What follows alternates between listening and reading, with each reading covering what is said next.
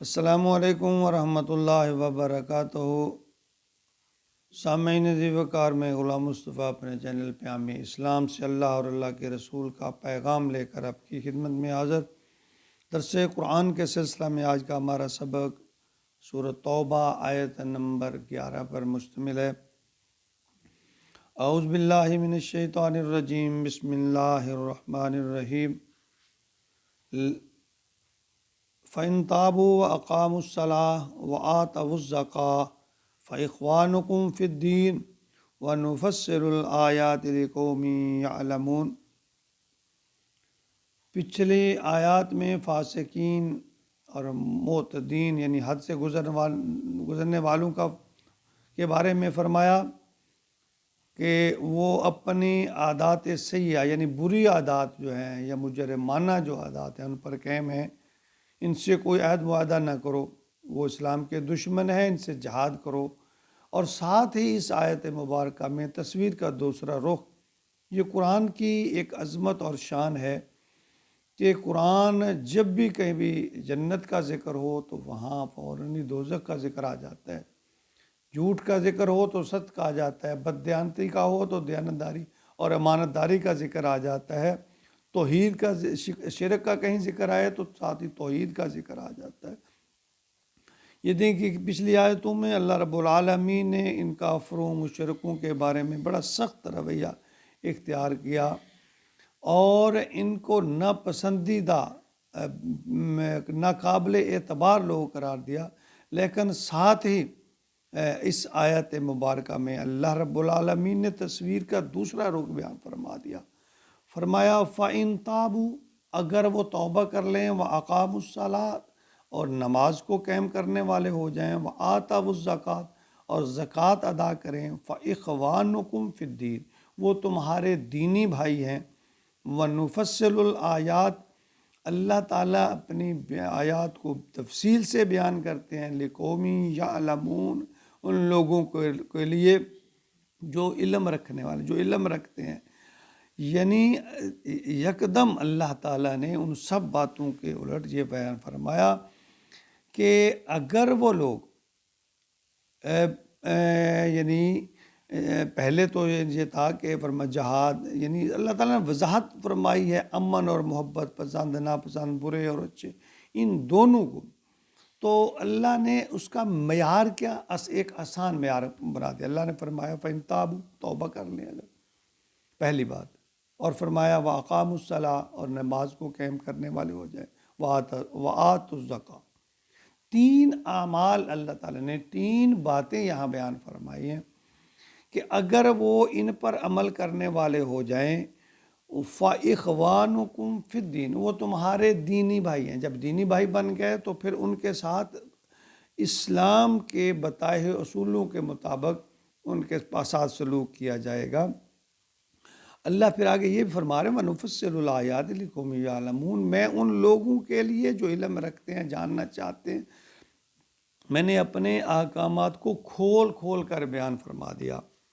اب یہاں جو بات ایک ہمارے لیے غور و فکر کرنے کی ہے کہ اگر کچھ مشرک، کافر، منافقین اگر وہ توبہ کر لیں اور توبہ کر کے اسلام میں داخل ہو جائیں، داخل ہونے کے بعد نماز قائم کرنے والے ہو جائیں اور زکوٰۃ دینے والے ہو جائیں، تو ان کے بارے میں اللہ کیا فرماتا ہے؟ اللہ فرماتے ہیں پھر ان سے لڑنا نہیں ہے، پھر ان سے جہاد نہیں کرنا، انہیں طعنہ تشنیع کا نشانہ نہیں بنانا۔ کیا ہے؟ فَإِخْوَانُكُمْ فِي الدِّينِ وہ تمہارے دینی بھائی ہیں، ان کے ساتھ وہی سلوک کرنا ہے جو شریعت کہتی ہے، یعنی ان کے ساتھ اچھا سلوک کرنا ہے۔ اب یہاں سوچنے کی بات ہے کہ اگر ایک آدمی آلریڈی مسلمان ہے، وہ نماز بھی پڑھتا ہے، اللہ سے اپنے گناہوں کی توبہ کرتا ہے، زکوٰۃ ادا کرتا ہے، پھر ہمارا اس سے کیا جھگڑا ہے؟ ہمارا جھگڑا اس سے ذاتیات کا ہے کہ ہم نے اسے کافر بنانا ہے، مشرک بنانا ہے، فاسق بنانا ہے۔ یعنی ہم نے ٹھیکہ لے رکھا ہے کہ ہم نے ہر آدمی کو اس کی خامیاں ڈھونڈ ڈھونڈ کے نکالنی ہیں اور جو خامیاں ہیں وہ برملا ہائی لائٹ کر کے اپنے آپ کو اچھا اور اس کو برا ثابت کرنا ہے. سارے کا سارا زور ممبر و محراب سے یہی ہے. دوسروں کا خیال یہ ہے، فلاں کا خیال ایسے ہے وہ اچھا نہیں ہے، فلاں کا نظریہ یہ ہے وہ اچھا نہیں ہے. اللہ کے بندو، اللہ نے فرما دیا کہ جو لوگ جنہوں نے کلمہ پڑھ لیا، اپنے گناہوں پر شرمندہ ہیں، نماز ادا کرتے ہیں، زکوٰۃ ادا کرتے ہیں، پھر ان سے جھگڑنا نہیں ہے، وہ تمہارے دینی بھائی ہیں. کتنی شرطیں یہاں لگائی اس آیت میں کہ وہ ایسے نماز پڑھیں گے تو تب دینی بھائی ہیں، وہ یہ کریں گے تو دین نہیں. فرمایا جو اللہ کے آگے جھکتا ہے، اپنے مال کو اللہ کے راہ پہ خرچ کرتا ہے، وہ تمہارا دینی بھائی ہے. لیکن ہم نے چونکہ پچھلی آیت میں جب اللہ نے فرمایا اشتروا بآیات ثمنا قلیلا، ہم نے روزی روٹی کمانی ہے، اپنا پیٹ، دنیا کی فکر ہے ہمیں، اسلام کی پرواہ نہیں ہے، اللہ کے فرمان کی پرواہ نہیں ہے. اسی یعنی ان کے مفہوم کو ایسے اپنے مقاصد کے لیے استعمال کرتے ہیں کہ لوگ واہ واہ کریں. یعنی یہ ہمارے معاشرے کی ایک نا بڑی نازک رگ ہے جس کو دبایا جاتا ہے اور لوگ اس کو پسند بھی کرتے ہیں کہ جو ہم اچھے ہیں وہ برا ہے. یعنی یہ بات اسلام میں جتنا نقصان اس چیز نے اسلام کو پہنچایا ہے.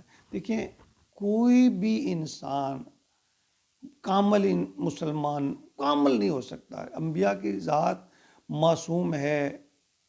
صحابہ کرام ان کے بارے میں اللہ تعالیٰ نے فرمایا رضی اللہ تعالیٰ عنہ. اب اس کے بعد جتنے لوگ ہیں ہم نہیں کہہ سکتے وہ کامل مکمل اکمل انسان ہیں، اس میں کوئی نہ کوئی خامی ہے، ہر انسان میں خامی ہے. ہم کیوں ان کی اچھائیوں کو نہیں دیکھتے؟ ایک آدمی اللہ کو توحید کو مانتا ہے، شرک کا انکار کرتا ہے، نبی پاک صلی اللہ علیہ وسلم کی رسالت کا قائل ہے اور وہ نماز پڑھتا ہے اور زکوٰۃ ادا کرتا ہے، وہ ہمارا دینی بھائی ہے. ہمیں اس کو اسی طرح ٹریٹ کرنا چاہیے جس طرح ہم ایک اچھے مسلمان کو کرتے ہیں. یہ جو چھوٹی چھوٹی باتیں خام کا ان کو پیدا کر لی، پہلے پیدا کیا جاتا ہے، پھر ان پر بولا جاتا ہے، پھر ان سے کمایا جاتا ہے، واہ واہ کروائی جاتی ہے، بس اسی پر ساری قوم لگی ہوئی ہے. اللہ ہمیں معاف فرمائے، اللہ ہمیں ایک دوسرے کے ساتھ مل بیٹھنے کی توفیق عطا فرمائے. اللہ ہمیں واعتصموا بحبل اللہ جمیعا ولا تفرقوا، اس پر عمل کی توفیق عطا فرمائے. آمین یا رب العالمین.